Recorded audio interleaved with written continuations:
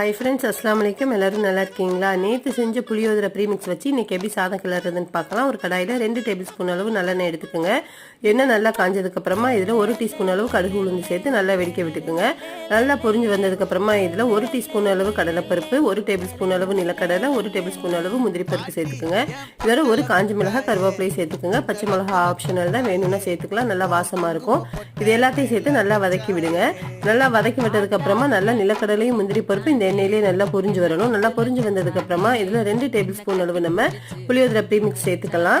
அடுத்து இதை நல்லா வதக்கி விடுங்க. இந்த புளியோதரை ப்ரீமிக்ஸ் வந்து நல்லா அந்த எண்ணெயில படுற மாதிரி நல்லா வதக்கி விட்டுக்குங்க. இதுக்கு வந்து நம்ம 2 கப் அளவு நம்ம வடிச்சு ஆற வச்ச சாதம் சேர்த்து நம்ம நல்லா கிளறி விட்டுக்கலாம். சாதத்தை வந்து நல்லா எல்லா பக்கமும் படுற மாதிரி கிளறி விட்டுருங்க. அவ்வளவுதான், நமக்கு சூப்பரான புளியோதரை ரெடி. கண்டிப்பா நீங்களும் ட்ரை பண்ணி பாருங்க. இந்த மாதிரி டேஸ்டான ரெசிபிஸ் பார்க்கறதுக்கு விரும்பி சேனலை லைக் சப்ஸ்கிரைப் பண்ணி பெல் பட்டன் கிளிக் பண்ணி ஆல் இன் ஆப்ஷனை கிளிக் பண்ணிக்கிறீங்க. தேங்க்யூ.